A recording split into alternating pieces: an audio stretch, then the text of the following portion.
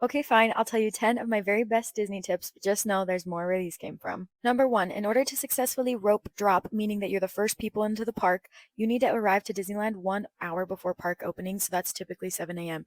That's when they open the security lines, and that's when you can get into the ticket line. As soon as you get through the ticket line, you go as quick as you can down Main Street, get to where they have the rope set up, and you'll be very first into the park. Here's where number two comes in, because if you don't know the daily schedule for Disneyland, there will be people in the park before you. Hotel guests who stay on property get to go into the park 1/2 hour early and the days switch off. So look up the daily event schedule of Disneyland, just Google it. You can put in the date that you're going and check which park has early entry. You will choose to make your reservations in the park that is opposite of the early entry guests, because if not, they will be in the park before you, even if you rope drop.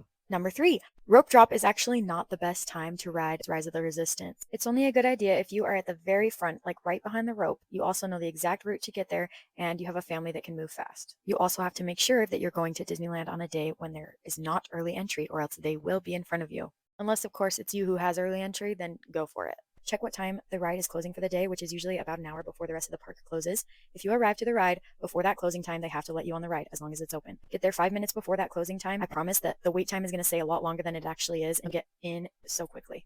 Number four, for Radiator Springs racers, you really do just have to be at the very front of the rope drop for California Adventure, or fork out the money for the extra Lightning Lane pass to ride this ride in the Lightning Lane, or use the single rider line. While we're here in Radiator Springs, let's talk about strollers, because you should be using a stroller in Disneyland until your kids are like 10 years old. I'm just saying, I'm bringing a stroller as long as I can. Specifically, I highly recommend the Mockingbird single to double stroller. It has everything that Up a Baby Vista stroller has that so many people recommend, but it is a fraction of the price, and it's even better. Have you seen how tiny the toddler seat is of the Up a Baby Vista? You can't fit a baby bigger than 2 years old in there. This Mockingbird, on the other hand, has a much larger seat for the toddler and fits my child up to 6 years old still. There's also enough room to have both the seats reclining all the way down so we can do nap time in the parks, and we added on the riding board so that I can actually carry all 3 kids in this one stroller. It's amazing. Number 6 is about the Lightning Lane. If you have the Lightning Lane multipass, you don't need to be using it until the return times start saying like 9:30 a.m. and later.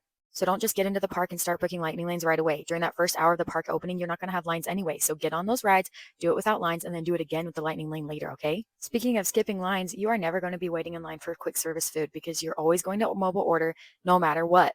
Order your food while you're in line for a ride, and then go pick it up right after, and you won't have a line. Number 8, in order to be at the front of the viewing area for World of Color, you have to join the virtual queue exactly at noon on the day of your visit. You do it through the app, and you want to go push that refresh button right when it's 11:59 and 59 seconds. Number 9, the very best shoes for Disney are the Converse Run Star Hikes. It doesn't matter if they're low top or high top. These shoes are so comfortable, and they will get you through multiple Disney days. Number 10, be extra nice to cast members, not just because it's a good thing to do, but also because they may surprise you with a little bit of extra magic.